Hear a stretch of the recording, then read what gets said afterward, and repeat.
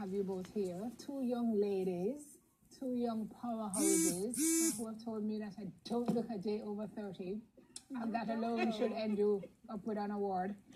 But outside of that, there are other things happening with you both. Welcome to Smile Jamaica. It's good to have you.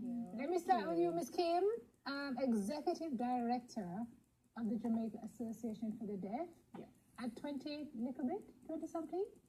How does it happen? Tell me a little bit about that journey. Well, it started with volunteering, to be honest.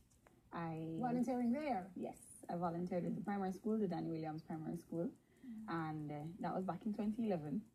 In 2013, when a position opened up, the principal said to me, "So you're applying, right?" And I was just like, At that time, I was fresh out of college, and I said, I'll take a few years and do a little of this and a little of that. It's a full-time job thing.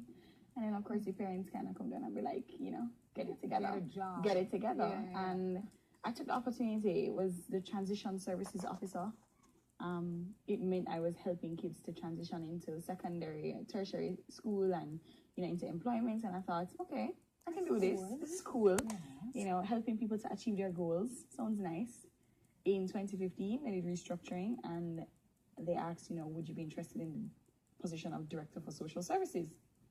And I said, okay, so these people have a lot of faith in me because they're giving me quite a bit of responsibility, But it gave me an opportunity to go beyond just school to work transition and now helping to really just develop the whole person. And I said, okay, we're going to take this on because that included family services and advocacy for the community. And then earlier this year, the executive director was retiring.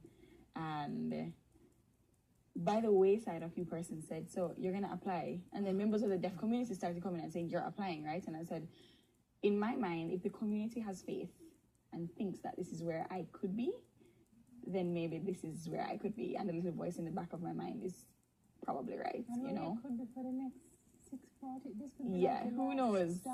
Who knows? I mean, who this knows? is such a huge achievement at your age. It's such a huge expression of faith in your abilities and the pun. I mean, why the deaf community though? I'm curious. Why did you volunteer there first? I learned sign language in final year at UTech. It was a part of my program, and I remember we were taught by deaf persons. And we decided to throw some questions at them, so what do you guys do for fun? And, and someone mentioned, I take my child out because I want to ensure that my child gets the best even though they aren't deaf. I cannot engage in a way that everyone else can engage as a hearing population, but I don't want my child to miss out because I miss out. And I was just like, whoa, that is a good representation of a parent's love. You're going to the movies, you fully well can't process anything that's happening because there's no captions. But your child is hearing and they want to go and see Alvin and the Chipmunks, so it's going to happen. And I thought, wow, this is an entire population of persons who may not get opportunities that we as hearing persons get. We take them for granted. Yeah. And I said, purpose, from a purpose perspective, I'm a very strong believer in our motto, out of many one people. Yeah. And I said, if it's out of many one people, then all disabilities should be included and deaf persons should be included, and so you the same opportunities. Vanessa, yes. What do you deem to be yours? Our purpose? Yours. My personal purpose? To serve my fellow brothers and sisters. That exactly is all we're about and what we're here for. If you have lived and you have not enhanced the life of at least one other person, you have not lived. Where did the service orientation come from? Honestly, it started from home. I grew up in the country in Westmoreland, and giving to the less fortunate or giving to those around us was something that my mother always does. Just regular. Just regular. Somebody don't have as soon as a dress is grown out, you pack it up, wash it, press it, and it gives it to somebody else.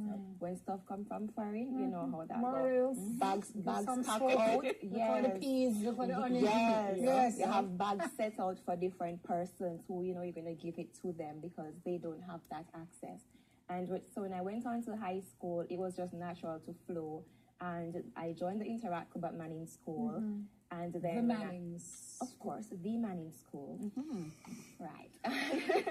And then I moved along that line of service. We engaged the School for the Hope and the Salvation Army and so forth. And then when I went on to university, I was much more active on Hall. I lived on Taylor Hall because it's a it's a part of the experience and what Taylor is about through the EAC committee and so forth.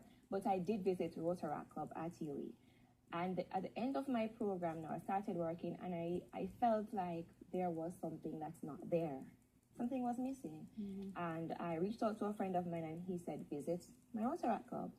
And when I saw what Rotaract is about, it was perfect. So Rotaract is a group of young professionals and tertiary students that is just geared towards community service and development. It's a service organization, an NGO, and we offer services in primary areas of education, of health, of development. And we also offer professional development to the members. Okay. Right. Okay. So a large part of what we do is to serve the underserved communities. And for example, our next outreach project will be on December 1 in Nannyville. And it's a lifestyle and health symposium where we're offering free, it's also World AIDS Day.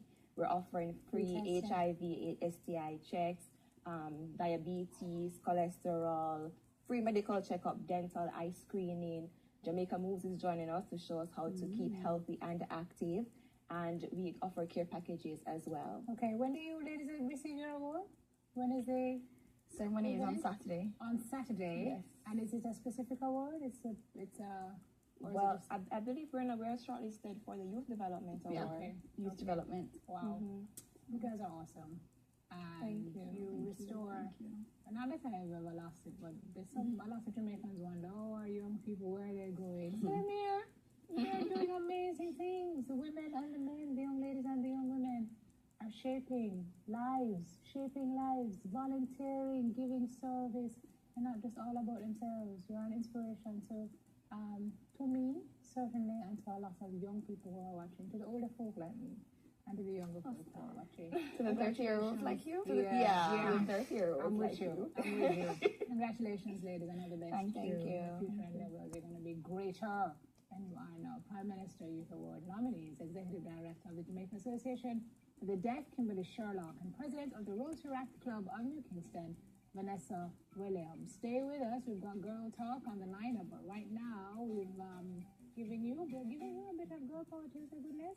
It's Queen Africa with Lioness on the rise. Are you ready?